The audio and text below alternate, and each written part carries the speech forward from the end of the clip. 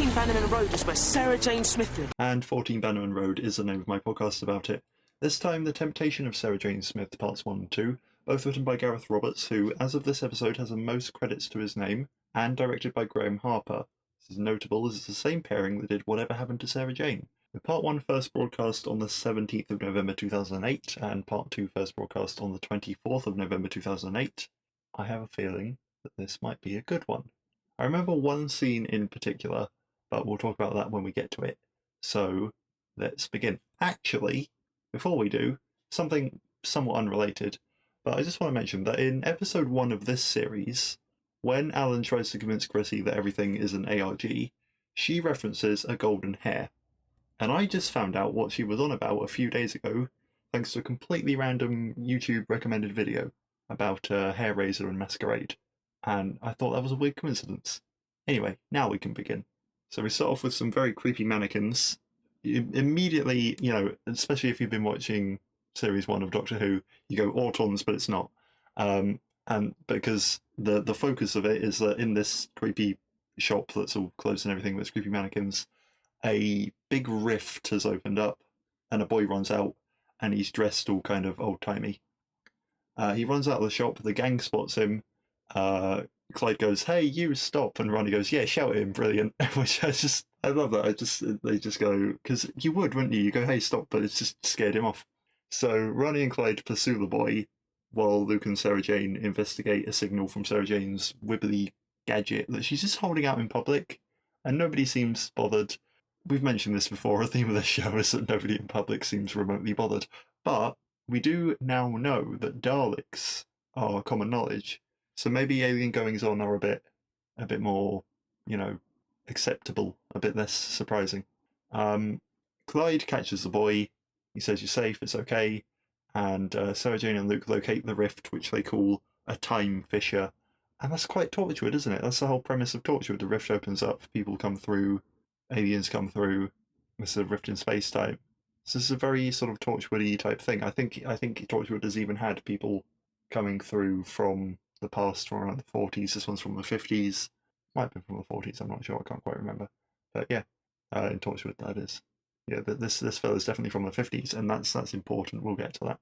So yeah, it is quite Torchwood. Sarah Jane mentions people have gone missing going through rifts before, possibly alluding to Torchwood. And she says, "Luke, right, you can't go in there, it's not safe. We're just going to send the kid back through, close it down with a gadget." If only Torchwood had one of these gadgets, eh? Maybe they did. I don't know. This is a Sarah Jane Adventures podcast. There are other very good Torchwood podcasts available. Maybe they explain what they do to close the rifts, because I genuinely have no idea. But Ronnie and Clyde bring the kid back. He says he's called Oscar, and he is too scared to go through the rift himself. So, despite it being dangerous, Sarah Jane says that she'll take him through, and she'll be back in 2 ticks. She takes the kid through, back to 1950s, at home. He says, "I was just going for a walk, and I just end up wandering through this rift." And she says, "Okay, well, you know, you're back home now. Send you on your way. I'll go back. We'll close the rift. It'll all be fine." But she sees a sign for where they are, which is a place called Foxgrove. So she confirms this with the kid, and he says, "Yes, it's Foxgrove. It's 1951. And Sarah Jane obviously wants to take a look around. She gets quite emotional. She goes, no, it can't be. And then returns through the rift. And, there's obviously some significance to Foxgrove in 1951. We see the kid turn round and go, "Did I do it properly, sir?" He's got this sort of very high-pitched, nasal, slightly evil voice. And a black sort of gaseous type thing amalgamates into the trickster, our good friend the trickster, who congratulates the kid and says that Sarah Jane will now be unable to resist, and she will return here and the triumph shall be his. He's as scary as ever. He's wearing all the same get-up in his big black hood and his gloves and boots and his shiny thing on his finger.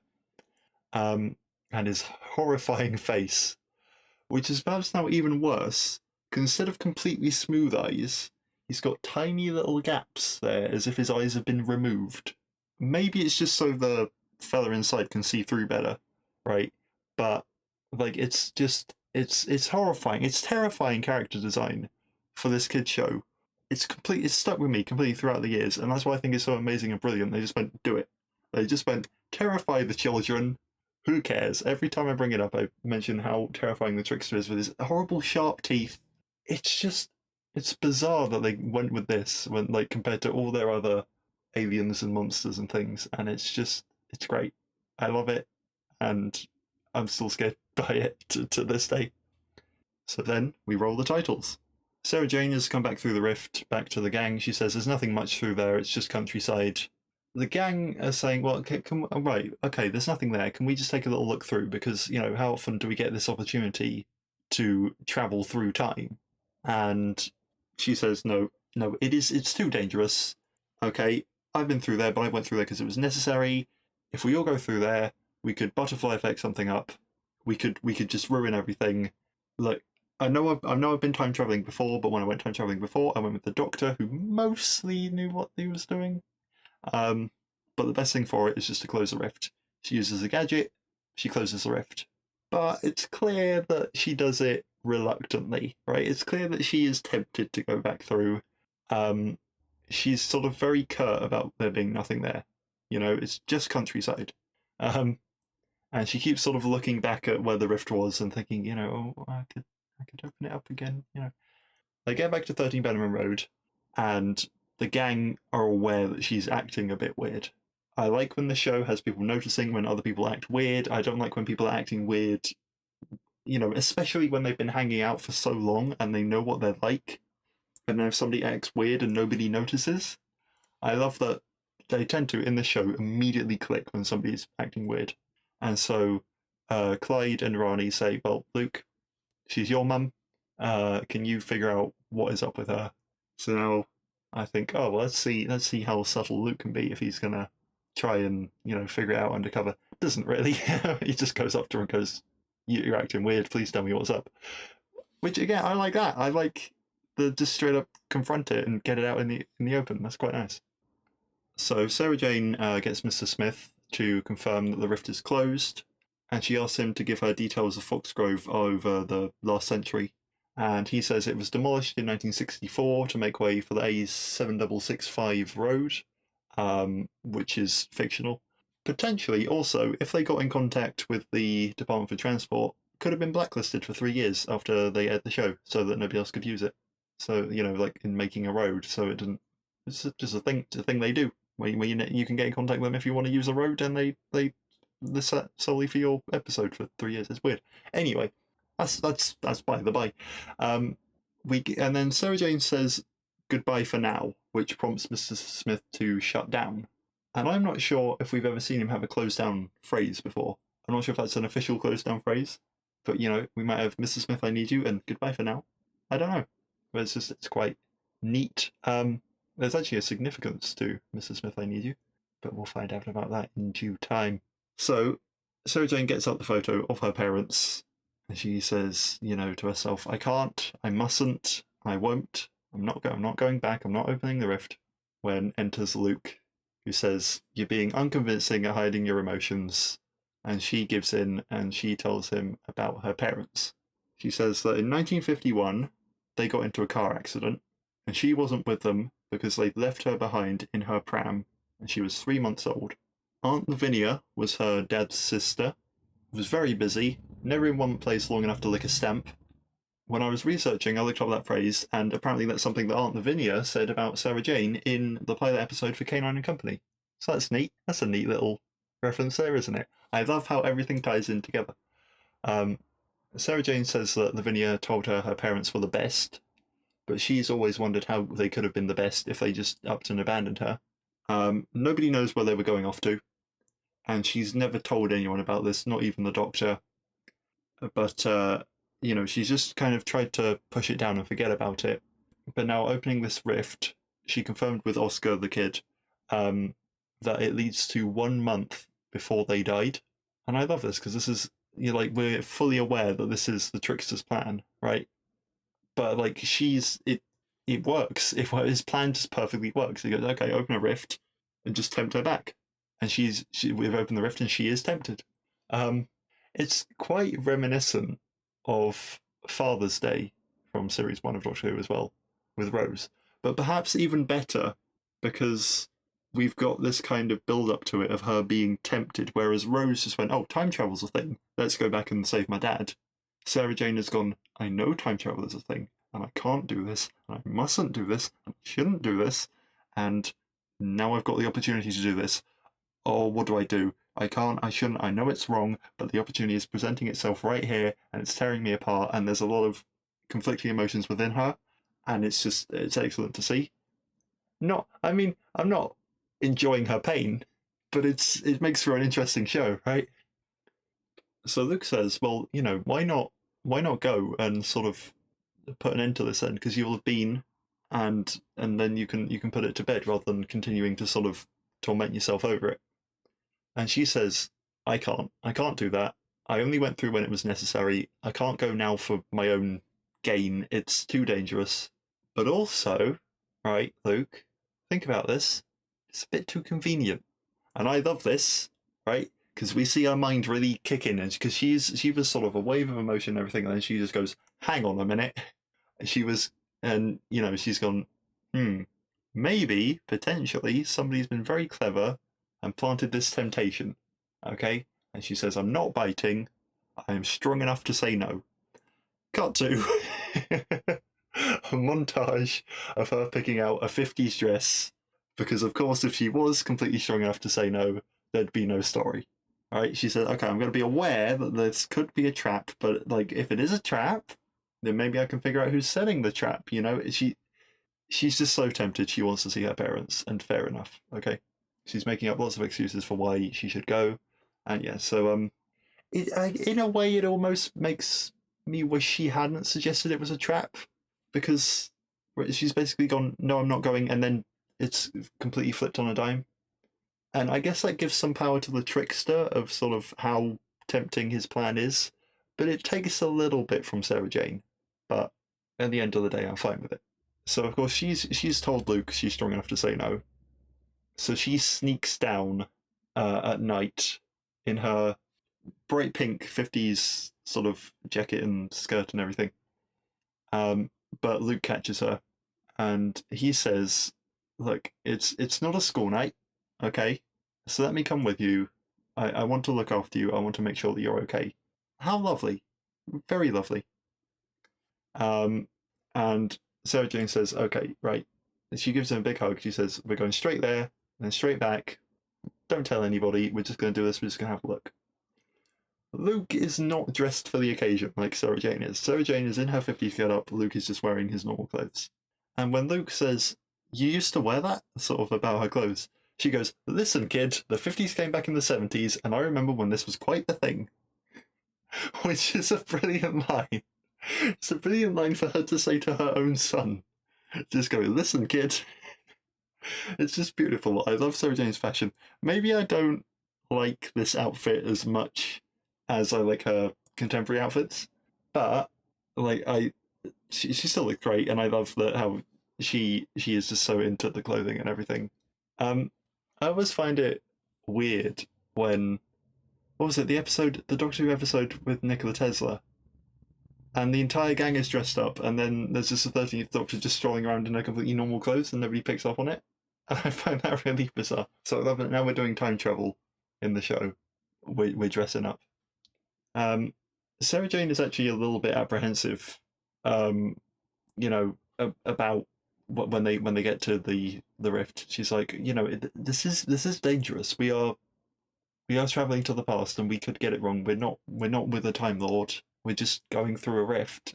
And Luke says, well, look, okay, it's okay. You know the dangers. If you touch your baby self, you know that'll mess everything up. So you're not going to touch your baby self if you see her. You're not going to change anything. And she says, yes, okay, I'm doing this because if it is a trap, I can find out who's behind it, or at least I can convince myself that that's why I'm doing it, because really I want to see my parents. She uses the gadget, she reopens the rift, through she goes. And Luke is staying behind. Luke isn't dressed up because he's not coming. He was just there for moral support on the journey, I guess. But the rift They say it's a fissure. I'm going to probably swap between rift and fissure. It's a rift in Torchwood, isn't it? It's a rift in Doctor Who. It's a rift. It's a rift. It's the same thing. I wonder if the TARDIS could actually fuel up on this one. I wonder if there's a load of Archer energy coming out of it. I wonder if Sarah Jane's now. Well, Sarah Jane would be covered in Archer energy anyway from the time of the Doctor, so it doesn't really matter. I'm sure even the Bane probably scanned and saw that. I think. Can't remember. A few episodes ago now, wasn't it? But she says that this should stay open for an hour. She says it should stay open for an hour. It immediately starts to close. So Luke makes his decision to jump through. The trickster then sort of appears in the creepy mannequin shop where the rift was and is all, laughing and going, "The trap is closing." The CGI on the rift is okay.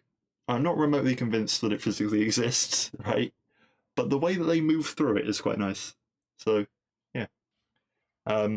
Sarah Jane now, Luke's popped through and she's gone, what are you doing here? And he says, "It was closing, I had to come through."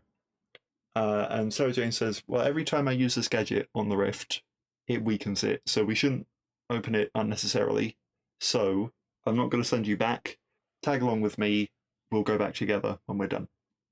The kid, Oscar, as he's called himself, but potentially not Oscar, he's watching on, and I think that he is Grasky, because, Trickster and Grasky, they were a team.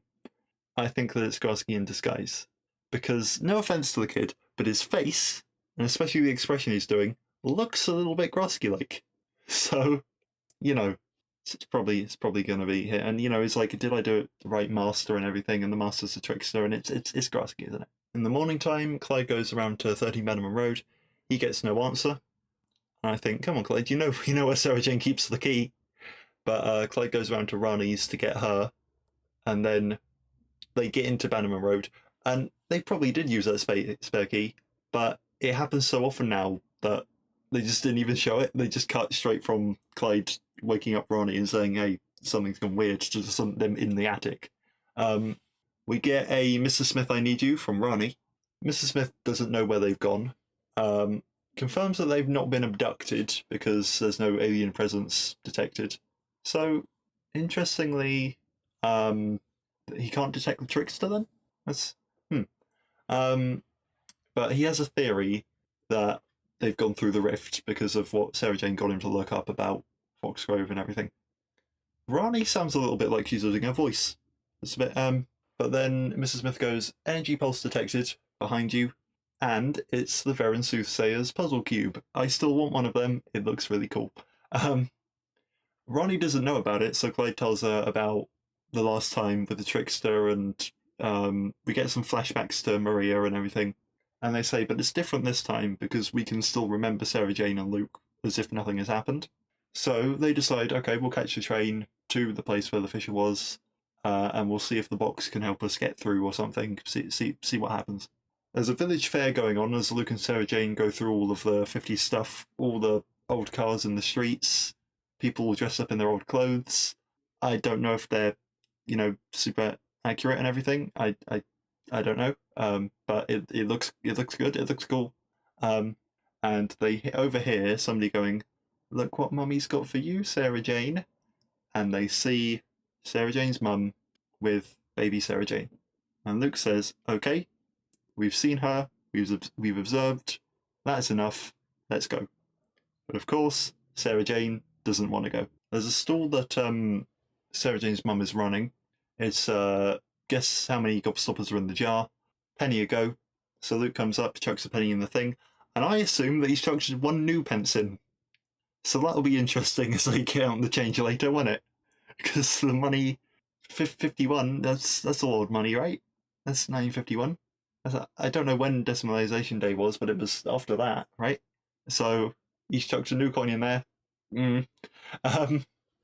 He guesses 676, and Sarah Jane's mum is kind of shocked and gives away that this is the right answer. And he talks about taking the volume of the jar, dividing by the volume of the sweets, accounting for gaps. And I have no idea where he's got these values from. Like, how does he know what the volume of the jar is? How does he know what the volume of a sweet is? How does he have a specific jar at home that he measures? I don't know. But also, he says centimeters. when talking about how he figured it out.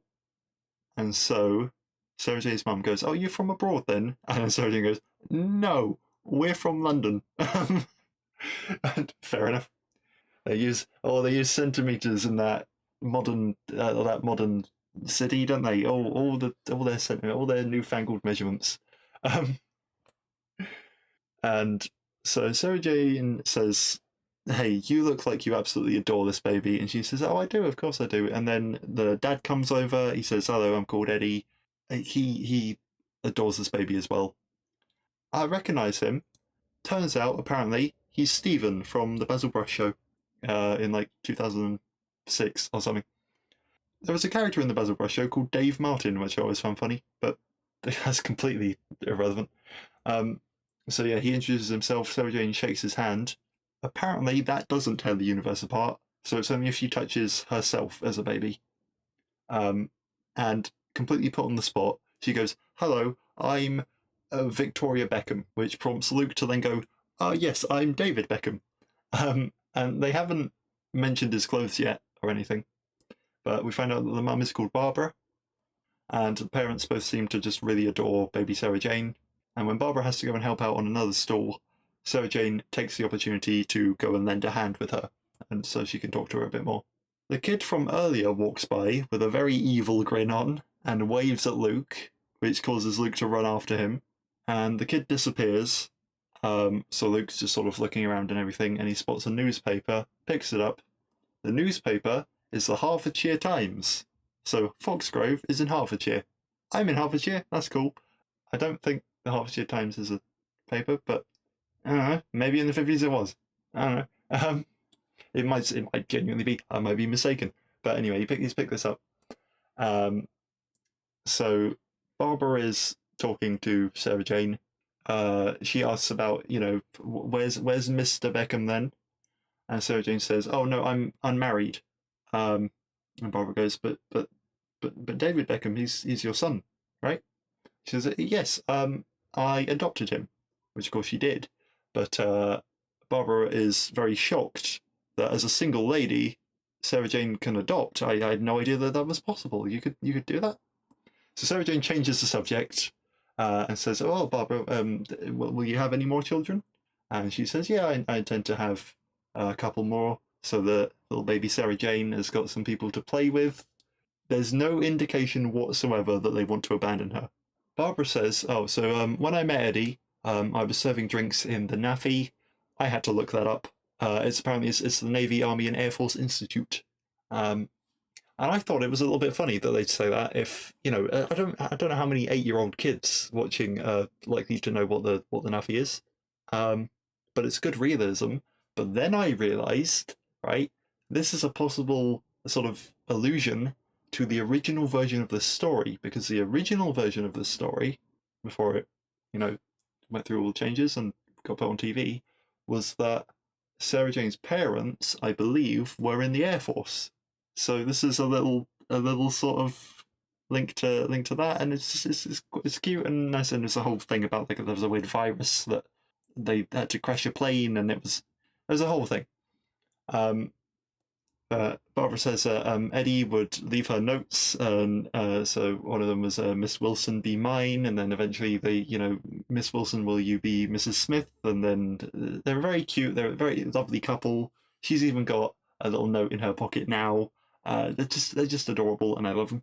Ronnie and Clyde get to the shop where the Fisher was, but of course it's closed. The Fisher, not the shop. I don't know how they get into the shop. I guess it's abandoned. It's all creepy and it's full of mannequins, and it doesn't appear to be operating as an actual shop right now. Clyde holds the box up. He says "Hocus Pocus." He says "Open Sesame." He says "Jumanji." It doesn't open. The rift doesn't open. But then it starts to flash red instead of blue. Barbara and Eddie start talking about the sort of future that Sarah Jane might have. What with all these Russians and these Yanks and all the dropping H bombs left, right, and centre. But we've moved out to the country so we can give her the best life possible, and we're always going to look after her. And Sarah Jane, our adult Sarah Jane, starts welling up and makes her excuse to leave, and says, "It was absolutely incredible meeting you," and then goes off to go and find Luke. Luke runs up to her, saying, "We need to go home now." And Sarah Jane says, "I agree. I won't know why they left me, but at least I know that they loved me." Luke says, "Yep, so we're going to take this newspaper back as a souvenir, if that's okay. I want to show Clyde and Ronnie." And we get a closer shot, and we see that the date on this newspaper is not, in fact, July, like Oscar said, a month before the parents die, but is August the 18th, which is the exact day. Luke says, "Okay, we really need to go, because we can't change things, okay? We can't. The fact that we know that they die today, that changes nothing. We're still going home." But guess what? They happen to be standing near their parents' car. And she says, "Oh, I can sonic lipstick it, and I can put it out of action so that they never drive away." And Luke says, "No, no way. It's far too dangerous to change the past like that in such a, irresponsible way. This is a fixed point. We know what happens and how it influences the future. Don't do this." And Sarah Jane talks about how she's saved people before. She references previous Sarah Jane Adventure stories. She references old Doctor Who. And she talks about how it's so unfair that the people that she cannot save are her parents, and she is on the verge of tears. It's a really powerful, emotional performance from Elizabeth Sladen as Sarah Jane. And she says, "Right, well, look, if I put the car out of action now, we can open the fissure and we can look through and we can see if anything's broken. And if anything has broken, then we can come back and we can fix the car and everything will be fine. Okay, it will reset it and we'll know then. We'll know whether it's an okay thing to do." And Luke says, "Look, this may be a trap." And she says, "Well, why do we have to assume it's a trap? What if it's just an opportunity, or maybe it's even a reward? Because I've saved so many people over the years that maybe, finally, I get to save my parents." And she is determined to do it now. She's even frantic to do it. And Luke just says, "No, okay, like, stop, think about this." And she says, "If I stop and think about this, I'm going to change my mind." And she sonics the car. And then runs off saying, "Back to the fissure, I have to see." And as they run by, the ruins of the old chapel that are in Foxgrove start to crack. At the fair, the parents, Eddie and Barbara, hear thunder, but they don't see any clouds, and they find that a bit odd. The kid from earlier, I keep calling him the kid from earlier, Oscar, he looks on with a very creepy expression, and he says, "It's happening. It's time for me to collect my prize."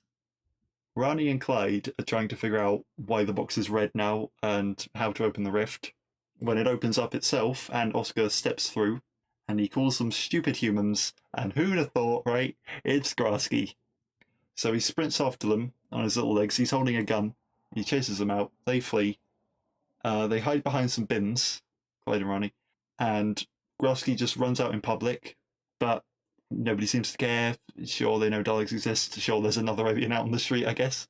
The world starts to shake, and the camera goes spinning around like it did with Alan in Whatever Happened to Sarah Jane. And the bins are just blown away as Clyde and Ronnie start screaming.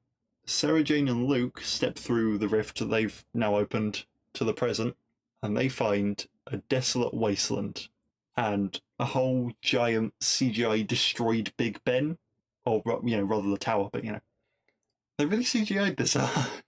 Or maybe it's like a background, just like the thing that they put them in. I can't tell how it's done because it's too low resolution. Maybe it's partially a set, but I don't.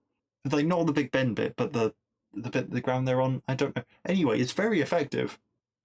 I'm not 100% sure why we're in central London when, like, we were in a little shop type place, and now we're just right outside Big Ben. But it looks cool. It's a very striking image. Ronnie and Clyde get teleported, or transported, whatever, to this wasteland as well. Less effective and more obvious sort of set with some rubble and a destroyed Greenford Tube Station sign. And the trickster finally confronts Sarah Jane, laughing, asking if she considers her experiment a success. And he says, "You gave me the power to walk this world. You gave this planet to the trickster." And he laughs, and we roll credits on part 1. Part 2 starts off with the trickster saying that he's corporeal now, no more hiding in mirrors. And I assumed it's because Sarah Jane has butterfly affected her way, out of ever meeting the Doctor and ever saving the world and doing anything, and so the trickster could just sort of like all chaos would happen and everything that Sarah Jane has ever averted would come true. But the trickster implies that the village they were in was on a time fault line, and that changing history there has broken time, which allows him through. Which to me seems kind of unnecessary, right? Because we've got the whole butterfly effect thing, but I guess it stops us rehashing the old plot from, whatever happened to Sarah Jane. Because we've kind of done that. Like, what if Sarah Jane never met the Doctor? What if she never existed? So now it's like, what if she changed time and it broke time? So Sarah Jane reopens the rift and says, "Okay, we've got to go back. We've got to fix things. We've got to, fix the car," and takes Luke back. But the trickster says, "You've already lost." Clyde and Rani wandering around this destroyed present-day Earth. They're on location, but the location is the Doctor Who quarry, the famous Doctor Who quarry. And Clyde suggests that they're only, here and okay because the box has protected them. There's nobody else around. Sarah Jane gets back to the car and says that like we must fix this car, but I cannot bring myself to send my parents on their way knowing that they're going to die. So maybe I can find another way. There's lots of lightning going on at this point, lots of very unnatural looking clouds. The village fair packs up and goes into the village hall. Clyde and Rani are sharing the worry that this isn't like anything we've faced before. We're now in a weird alternate timeline where London is, and potentially the rest of the world, is completely destroyed. And like we don't know how to fix this, so I guess we'll just keep walking and see what we can find. And they spot Grasky. We keep sort of cutting between, what Clyde and Rani are doing and what Sarah Jane and Luke are doing. Sarah Jane and Luke decide to scan the village with a Sarah Jane scanner watch to see if they can find the trickster and try and stop him before he can break through, right? And so her parents can still live, but if that what caused him to break through, if they can stop him breaking through, then maybe they can get the best of both worlds of stopping him and allowing the parents to live. And Sarah Jane says that this would be the perfect time for the one person who can help them. And where is he when you need him? And she spots a police box. And the Doctor's theme, from sort of Russell T Davies Who, with all the sort of sort of choir type thing of the Doctor's theme. It starts to play. She goes up to the police box. She knocks on the door, goes, "Doctor!" And out pops a policeman. He goes, "You won't find a doctor in here, my love." Because of course it's just a police box. It's 1951 and it's just a police box. And this is the scene that I really, really remember. Like this is the one. I guess as a kid, I didn't have much context for what a police box actually was, so I genuinely expected the Doctor. But even, there was like a lawsuit, I think, between the police and the BBC, and the BBC won, and they said, no, you get to keep using a police box as the TARDIS because collectively the UK public sees a police box and thinks TARDIS rather than thinking the police. And it's very quick. It's a very quick scene as well. So before you can even think, you go, "Doctor, no," and it's a cruel trick to play, and I like it a lot, and it's been very memorable, and it's just because you think, because of course maybe also when you're older watching it, you've like seen some news reports and things, and you know if the Doctor was going to be in the episode, but as a kid, all you've got are these episodes, and you think the Doctor could be in one. It's a spin-off of Doctor Who. Is it him? No, it's just not. Looking at the police box as well, it looks slightly different to the Doctor's TARDIS at the time, but, still, I fell for it. Way back in 2008, I fell for it.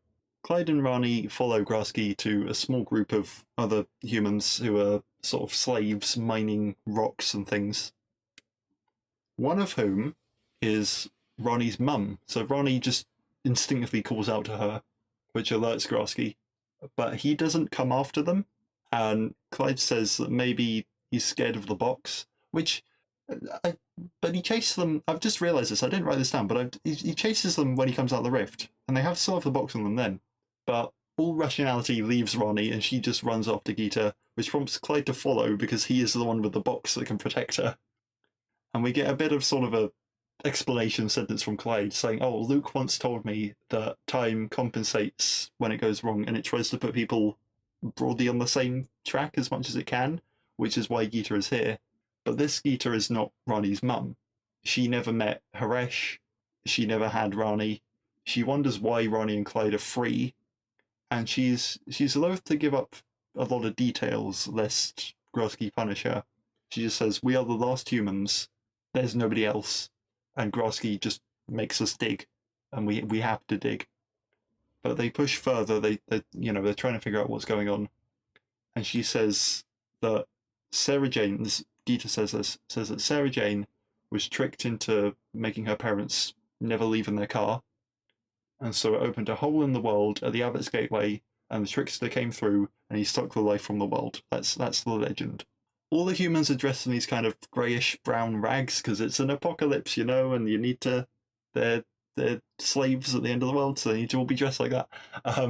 And Clyde says that they need to get back and tell Sarah Jane about the Abbott's Gateway so she can stop the trickster. So maybe if we ask Grasky about why he works with the trickster, and what does he get out of this? Maybe if we can get him on side, then maybe we can find a way to get back, because he can't hurt us while we have the box. That's our prevailing theory at the moment. So what have we got to lose by asking him? Sarah Jane and Luke are talking to Barbara and say, like, we know this is a very odd request. We've just essentially appeared out of nowhere. It's very strange. We can't explain, but can you help us locate anything weird or strange that has happened recently that might potentially be the trickster manifesting? But of course they don't say that out loud. And Eddie thinks this is weird. I don't know. I can't help you. I'm going to stay with baby Sarah Jane. But Barbara goes along with them. Clyde and Rani ask Grasky what's going on, and he says that the rocks that get taken from Earth will give the trickster powers to take other worlds. Okay, then, we don't get much explanation about that. That's the only explanation we get about that. And there's a weird plan of mining the Earth and it gives him powers, but sure. But he gets very angry when Rani says that, sure, the humans might be your slaves, but essentially you are the trickster's slave, right? But he knows really that that's true. And he says that he was in a ship crash and he should have died, but the trickster appeared to him and said that he could either die or be safe at the trickster's side if he had his agreement. So he gave his agreement, and now he can't leave the trickster's side. He's made this deal to keep him alive, but at the cost of his freedom. And we also learn that he is called Krizlok, so I shall try and refer to him as Krizlok from now on, rather than Grasky, which is his species. Ronnie and Clyde say that they'll give him the box if he opens the fissure and lets them go. Because if they give him the box, then maybe it can protect him and protect him from the trickster so he can be free. So he says, okay, yeah, you've got a deal. And he opens the fissure, and he says, but, to make sure that this is a genuine thing, I'll let Rani go, but I'll keep Clyde for insurance to make sure that the box is okay. Once Rani's gone through and done what she does and it's all fine and we've proven the box is okay, then, it'll be fine. So, Rani kisses Clyde's cheek for good luck. Ooh. And then goes on her way. Sarah Jane, Luke and Barbara have got to the Abbott's Gateway because, it's this big sort of old chapel, church, abbot type thing, ruins that were in Foxgrove. Mr. Smith even mentioned them actually when he was giving the details of it.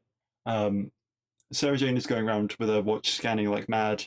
Barbara is very bewildered. What's this thing you've got on your wrist? Are you from elsewhere then? Kind of implies that she would be fine with it if they were aliens. If they just went, yeah, we're aliens, she'd be like, okay, I can accept that. You've got weird technology. I don't understand any of it, but sure, you're aliens. But Sarah Jane just says, I can't explain what's going on. I can't tell you, but I think that you are absolutely brilliant, and I want you to remember that. Rani has now gone through the rift, got to 1951, and runs into the town hall in all her modern clothes. And as the only person of colour in that room, everybody gives her a look. And she just goes, okay, ethnic person in the 50s, hello, has anybody seen Sarah Jane Smith? Who is, of course, a baby. So Ronnie goes, oh, yes, no, okay, right, I didn't mean Sarah Jane Smith. Sorry, I'm looking for a lady. She's very pretty and blah blah. And she describes Sarah Jane and Luke, and Eddie, very warily, a bit also sort of aggressively, confrontationally, reveals that Victoria Beckham, who you're talking about, is out around looking for something unusual. And then another lady goes, God, what is she wearing? Is that really the fashion in the Punjab? As Ronnie runs off to try and find Sarah Jane. Ronnie calls out for Luke. Luke hears her, finds her, and so Sarah Jane, Luke, Ronnie, and Barbara all congregate in the church as, it's raining now, a lot of thunder. Ronnie, who has really been making a few mistakes this episode, but we'll let her off. It's a stressful situation, but she calls Sarah Jane, despite just making that mistake just a second earlier. And Barbara's like, wait a second. And Ronnie explains to Sarah Jane about the gateway, and Sarah Jane is saying, but I'm scanning it, I can't detect anything abnormal, which of course, that ties in with Mr. Smith being able to detect the trickster as well. That's quite cool. Didn't write that one down, but I've just made that link as well. That's pretty neat. And Barbara is going, okay, can somebody please explain to me what is going on?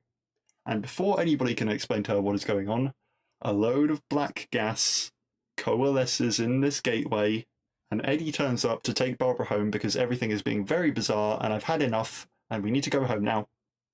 And she says, no. Look, weird gas thing. Take a look at this, please. This is important. And he goes, okay, you're coming with me back to the hall. I don't know what's going on, but you're coming with me. And so we're going to take little baby Sarah Jane and we're going to go home.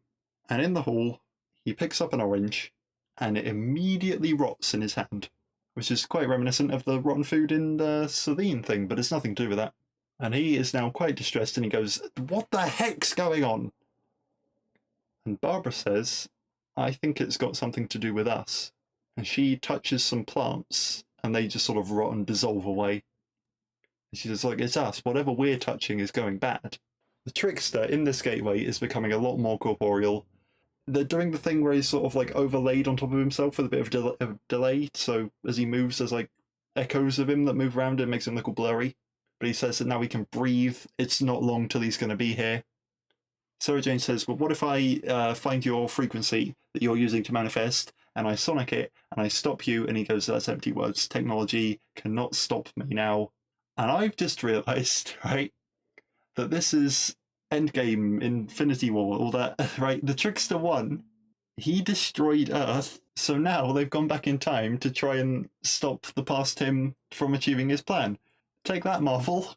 Sarah Jane Adventures did it first. And Luke is saying, okay, look, we can't stop him here. The only way to stop him is to go and repair that car. We know this. We have to do this. And Sarah Jane says, I can't. I can't do it. I can't physically bring myself to kill my parents. And when the trickster goes, yes, will you be the agent of your parents' destruction? It then at least motivates them all to run down to the car. Barbara says, I heard Ronnie tell Sarah Jane that this has happened because you stopped us going. And now I don't know why we have to drive off, but I know that we have to drive off because us not going is what has unleashed this terrible creature. And Eddie is saying, none of this makes sense. Fair enough. But it's a bootstrap paradox, isn't it? Because they drive off to prevent the consequences of Sarah Jane trying to stop them driving off. And if they'd never driven off, there'd be no consequences for them to stop by driving off. But of course, the only reason that Sarah Jane has come to stop them driving off is because they drove, it's the whole thing. It affects itself. The consequences of the thing are the thing that causes the consequences. It's brilliant. And Barbara says, look, maybe it does make sense if you think about who this Victoria Beckham really is. Because Ronnie called her Sarah Jane. So, Ronnie's made a mistake, but in the end it's worked out in her favour. And Sarah Jane fixes the car, and she says, like, I can't make you get in this car, but I fixed it. And the parents walk up, And Barbara says, look, we know that we need to drive away to stop this thing under the gateway. And Sarah Jane is crying, and she says that they can't go, and they're crying, and they say that they have to. And look at their daughter now, who's older than them, and she came all that way to see them. And Luke says that in the end they didn't abandon her, they saved her. And they ask her if she's had a good life, if she goes on to have a good life once they go. And she says that she does. She does so many wonderful things, and everybody is hugging and crying. And Barbara says, I don't understand why we have to do what we have to do, but I know it's important. And sometimes, the heart knows what the mind can't explain. And I am brought to the edge of tears. Okay, I'm brought. This is a kids show. This is a show that was shown on CBBC for kids that I watched when I was 8 years old, and I'm brought to the edge of tears. And who thought and the design of the trickster, right? Imagine the 8-year-old me torn between terrified of the monster and bawling along in sympathy with Sarah Jane. Who did they make this for? This is why I've done this podcast, because of this moment. Because what other kids show can have such a raw emotional performance of Sarah Jane knowing her parents are going to drive off and die, and them knowing that they're going to drive off and die, and it needing to be a necessary thing to be done, and nobody wants it to happen. Wow, that's amazing. I love it. And so they get in the car, and the music swells, and then the sun comes out, and the trickster staggers out into the street, shouting, "No, stop them!" And Sarah Jane walks up to him, and he says, "You have denied me my hunger," and he is terrifying. And Sarah Jane proudly, tearily stands up to him and says, "I did nothing. That was my mum and dad saving the world." And he says that she couldn't save the world, then could she? But she says, no, but he didn't account for the fact that they could. And he screams and he fades away. And Luke says, well, now to put things back on track, we need to abandon this baby. We need to leave her here. And we get a shot of this adorable, innocent little baby Sarah Jane. And Clyde and Crislock feel the world spin, and they scream, and then a return to the creepy mannequin shop where the rift was at the start. Clyde gives the box to Crislock and says, well, hey, look, we've done now. We fixed it. Thank you for letting Ronnie go and sort this out. Here's my end of the deal. Gives him the box. He shouts free, and he teleports away. The gang in Foxgrove, they look back at it. They look back at this village. Sarah Jane uses the gadget that she's got to reopen the rift. They get reunited with Clyde, and Sarah Jane destroys the gadget, closing the rift forever. Which makes me think, what if there's another rift at some point and you really could have done with that? But it's, of course, again, the poignancy like we had last episode of the meaning of destroying it. It's now over. This page in the book is done. We can move on now. We've dealt with Sarah Jane, always having this wonder about her parents. They get back to 13 Bannerman Road. Rani is absolutely over the moon to see her parents are okay. She gives them huge hugs. Sarah Jane gives a little bit of a look that could be interpreted as, wow, okay, wait to Robin that you've got parents that are alive. Clyde says, all right, I'll be off home then, and then he comments on how it's very weird to say that after having been to an alternate timeline and now he's just going to be off home. And Sarah Jane says that, well, that's our life, isn't it? Sometimes it brings joy, other times it brings the worst things possible. And we get a sepia flashback to her parents driving off, which I think is a bit unnecessary considering it happened about a minute ago. And also in sepia, really. But Sarah Jane and Luke go back to the attic. Sarah Jane looks at the photo again, and she just starts crying again and hugs Luke tightly. But then, she smiles and she restates how brilliant her parents were. And Luke says that he's so lucky to have her. And then they keep hugging, and we pan down to see on the back of the photo is written, "Mr. Smith, I need you." And it takes me a little moment. I think, but what could that be about? Am I missing something? Is it a reference to a thing that is yet to happen? Like, I know it's Mr. Smith's sort of wake-up phrase, but why is it on the photo? Was it always on the photo? And then it clicks. It was one of Barbara's notes that she left to Eddie, because he'd leave her a load of notes and everything, and that's how he proposed to her. And it's one of her notes that she wrote, and it's and then the credits roll, and we get a bit of next time, and it looks like there's going to be Mrs. Wormwood from our very very first episode, episode 0. But I mean, I don't have a lot to say because I'm in awe. That was brilliant. It's still kind of a cheesy kids show with its quarry sets and its grosky tentacles, and it's like sort of plot like mistakes and things like, oh well, but what if there's another one, and it doesn't matter because it's all about the poignancy and everything. But the poignancy, oh my goodness, it's amazing. If a show like this can evoke such an emotional reaction in me for that scene when Sarah Jane is hugging her parents and doesn't want them to go and die, then I'm certain it's the best kids show ever made. This was the best episode that we've had so far. It was heartbreaking.